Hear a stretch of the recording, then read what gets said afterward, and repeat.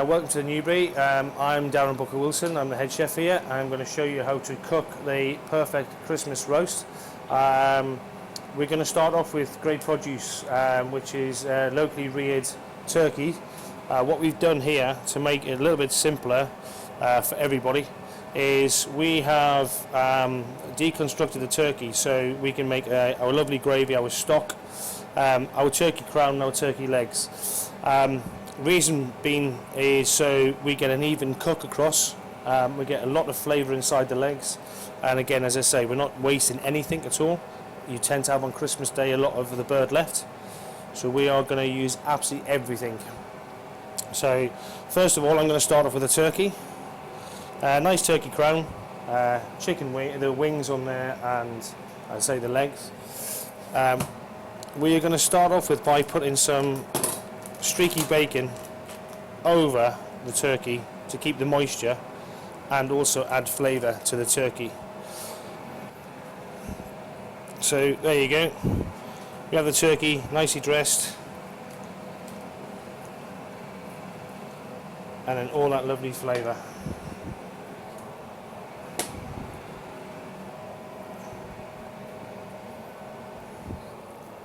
So what we're going to do with the legs is we're going to season the legs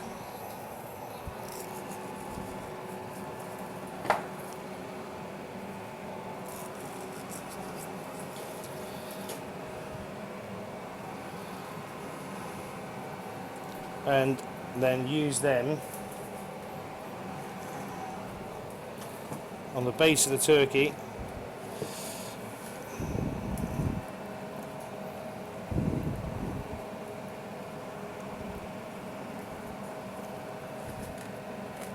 Just to let the heat get inside the crown from underneath, and then we're going to foil it and put it inside an oven at 180 degrees. We're going to cook the turkey to core temperature of 65 and then rest.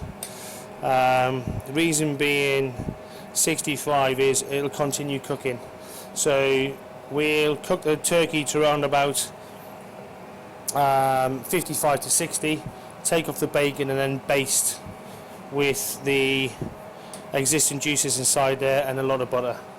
We are also going to stuff the turkey inside with some lovely fresh herbs just to get some aromats inside the turkey as we're cooking it.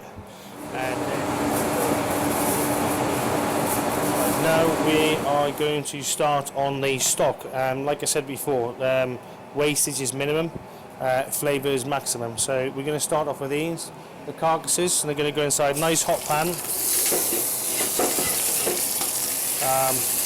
Lots of colour. That's the most important part of it. You want to caramelise, and the darker the bone, the better it is for flavour. So we're just going to let that roast inside the pan. Inside we're going to do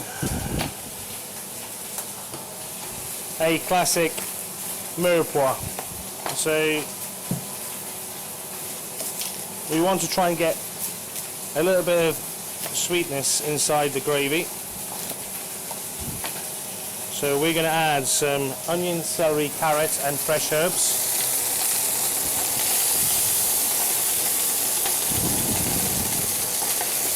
So we have some fresh thyme, soft thyme, really beautiful stuff. Fresh rosemary and some sage. All this is going to go in the pan. I'm just going to add that lovely little bit of herbs. So I'm going to add some chicken bones, which are pre-roasted this morning, to the stock.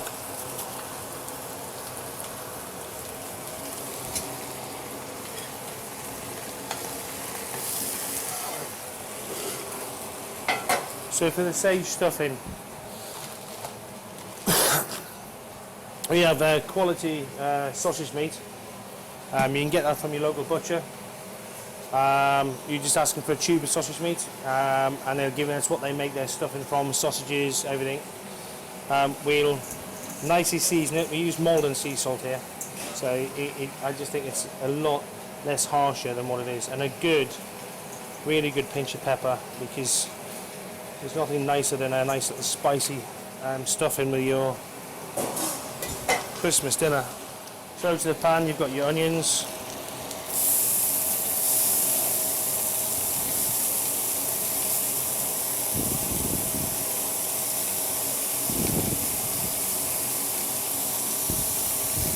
And we're just going to sweat this off in the onions. A little dollop of butter.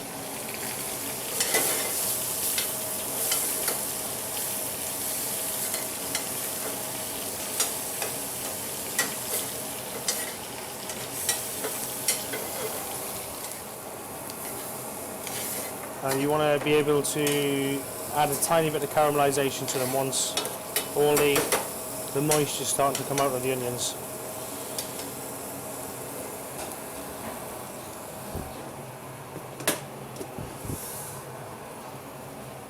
Inside the stock, we're going to add some Berkshire stock, as we call it. Nice bit of Berkshire water. Half a bottle of red wine. Starts cooking. We're going to make some pigs and blankets. It's simple. We use the larger sausages. We pre-poach our sausages to take any residual fat out, because we feel that once you wrap them inside the bacon, it just gets to absorb more of the flavour, and it doesn't dilute what's there. So give it a really good wrap. This is everybody's favourite when it comes to Christmas. Everybody fights over pigs and blankets, hence why we do large pigs and blankets. These sausages, just make sure that, so they don't stick, just line them inside a greaseproof tray, leave them as they are. Again, not too much salt, because we've already pre-seasoned the sausages. Just going to put, and of course you've got the salt inside the bacon. We're going to put more pepper and just a little bit of sea salt on top, and then they're ready to go in the oven about half an hour beforehand. So in here we have our salt and pepper for our stuffing.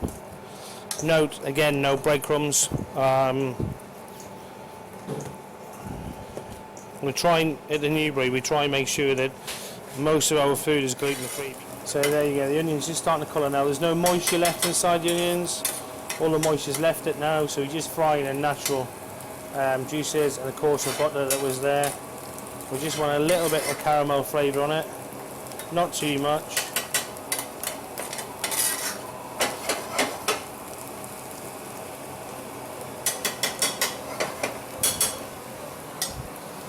I'll just set them aside to cool down.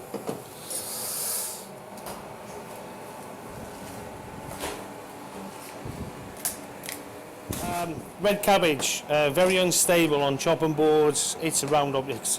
You need to make sure it's stable. So just take the bottom of the cabbage off so it's stable on there. Again, no wastage. The thinner you can get it, the nicer it is. Some people like it quite chunky, but we're gonna just thinly slice this cabbage down.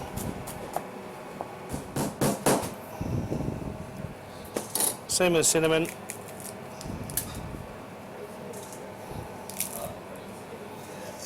And then some star anise. And then all we're going to do with this is wrap this up. The reason why we wrap it up and put it inside a little bag is we want all the flavours inside, but what we don't want is the bits going into your teeth. We're going to use orange juice.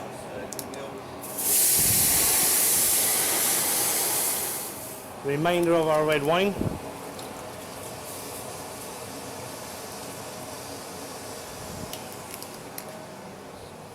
Our lovely aromats. A good handful of prunes. And a good handful of dates. and these will all break down as they're cooking. To this we got 150 grams of sugar and roughly about the same quantity of vinegar.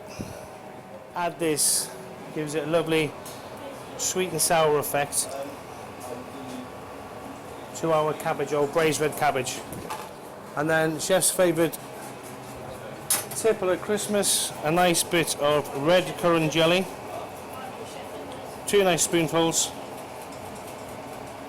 and again you get that really lovely glaze. You get a light sweetness and also bitterness and sharpness from the red currant. So into that, your red cabbage.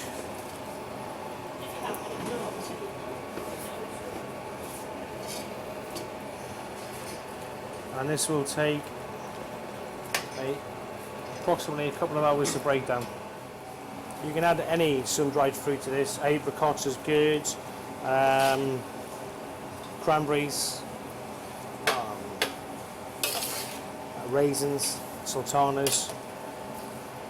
We just use the dates and the prunes because we just think it's that little bit more Christmassy. Right, to the stuffing. So the onions have cooled down.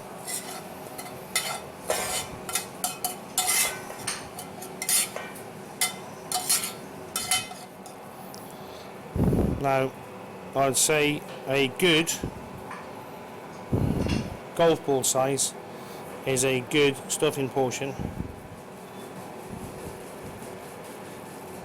20 minutes at gas mark 160.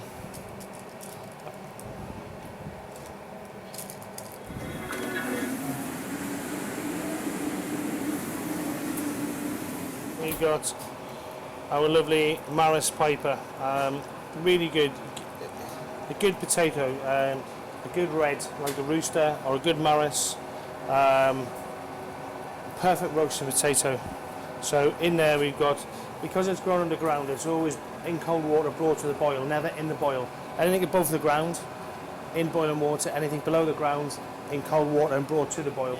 Not everybody likes roast potatoes, so heavily seasoned water, nice bit of butter, bring them up to the boil, simmer and take off. A lot of people overcook new potatoes. They still should have that little bit of firmness inside the middle, not too soft. They'll just absorb water, like sponges. So the new potatoes, we brought them to the boil and simmered.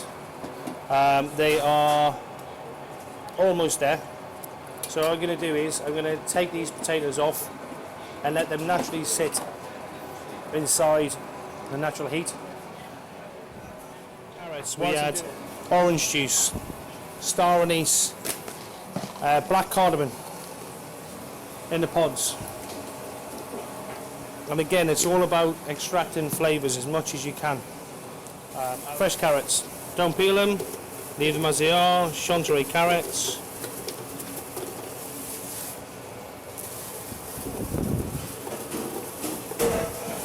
Lovely little baby carrots. So they'll get basically cooked as you normally would with a carrot, brought from cold to hot, and then cooked to perfection inside there with all the natural flavours. My sous chef created this one, and it's a creamed cabbage. We don't want it too fine, we don't want to lose that. Again, in the stock, any wastage in the stock, any vegetables in the stock if you can, any root veg.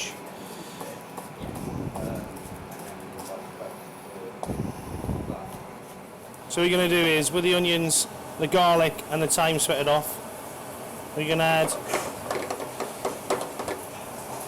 roughly about a pint of double cream. The cabbage is just going to go straight into there.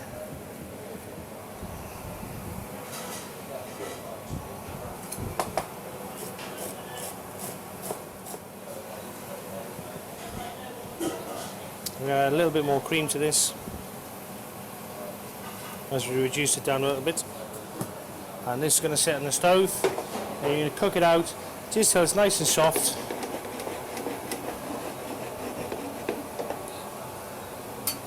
And you get all that lovely black garlic, the thyme, the onions.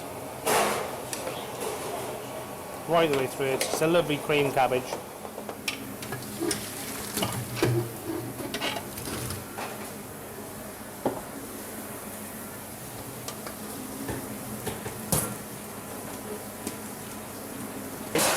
Maris pipers, we brought them to the boil and simmered, took them out, fluffed them inside a colander, once nice and fluffy, inside a hot tray with goose fat, garlic, thyme, rosemary, sea salt and pepper, and in the oven. We've gone in a hot oven at 220 degrees. We will then constantly keep an eye on them, turn them, fluff them, so we get nice caramelization and nice natural sweetness from the potatoes. Get a lovely crispy roast potato and lovely and fluffy in the middle. Get the piccolo and just like an asparagus, snap off. At the end, it'll naturally break, and should do. Where the weak point is, exactly the same as you do with asparagus. You can leave these on, but they tend to get too burnt whilst inside the oven. They're nicely glazed up with the oil. Nice bit of sea salt. Get some nice fresh thyme.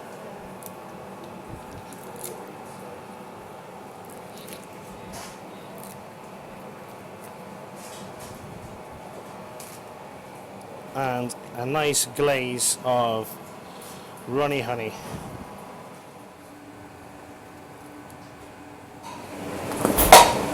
Some sprouts. Everybody's, you either love or hate them. I love them, people hate them.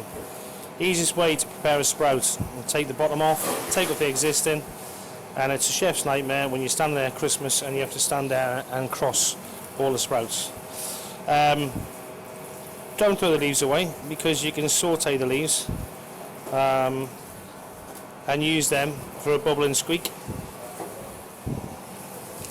Oil and water, again good pinch of salt. Sprouts in. Now you're looking for these sprouts to take on a slightly different appearance, a little bit darker green, not too much. As I say, you don't want to overcook the sprouts. It's above ground, so they need to go in boiling water. I will keep an eye on these every 8 to 10 minutes on rapid boiling water, out, and then I will put them inside some pancetta. In here we've got some fresh cranberries. I'm going to use 1 chef spoon of red currant jelly to go inside with the cranberries. We're going to add some apple juice, 1 pint of apple juice and 150 grams of sugar. It seems a lot, but as everybody knows, cranberries are very, very tart. And we're going to cook this down until we got a really nice compote, sweet compote. It's been taken out of the oven. It's had roughly about an hour and 45 minutes. We've now taken the bacon off. It's done its job. It's kept the turkey nice and moist. We now started basting through the bacon to get more flavour into the turkey. We then remove the bacon, and now we put it back in the oven. It's on 220 degrees. We'll give it 20 minutes. We'll baste it throughout, get a nice glaze in it, and then we'll let the turkey rest.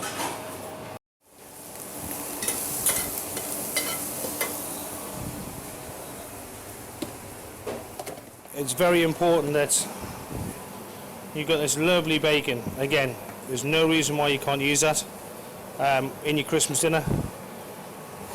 People tend to burn a lot of it. The importance of basting is to get all the flavours back through there, assist in cooling and cooking.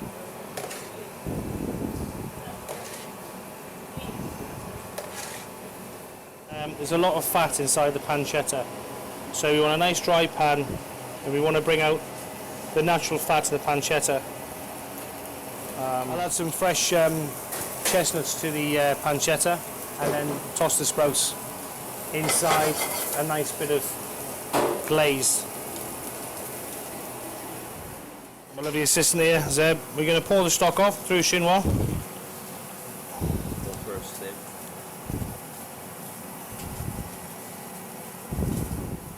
Smells fantastic. It just smells of Christmas. I'll reduce this a little bit further, get a bit more flavour into it. We got blanched chestnuts, beautiful chestnuts. Again, it's not used enough. but they are a Christmas item. They are around this time of year.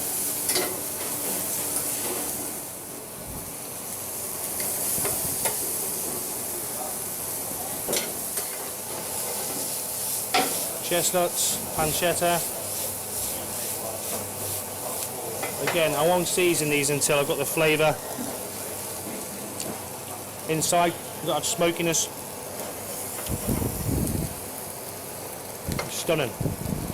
We've got a really nice glaze. That's where all your sweetness has come through your orange juice, your vinegars, your sugars. You got that lovely sweetness of the prunes. There's your little aromat bag, so you're not going to get anything stuck inside your teeth. I'm going to use this for my sprouts. Put my sprouts on top because it's got the pancetta inside there already. I've just dressed these in a little bit of olive oil just to give them that lovely shine. So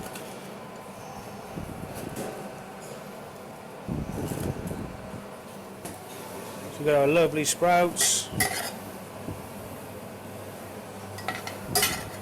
Crispy pancetta.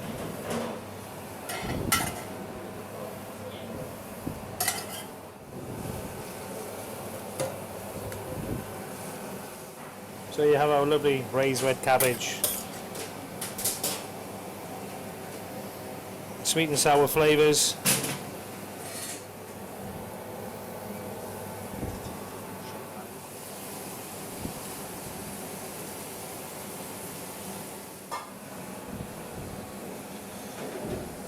Bird all the way down, and you got that lovely moisture inside the bird.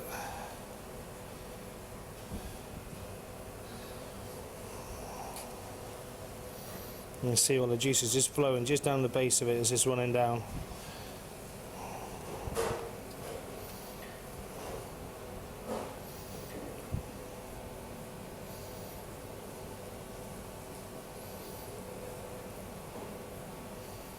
And there you have our fantastic Newbury Christmas roast.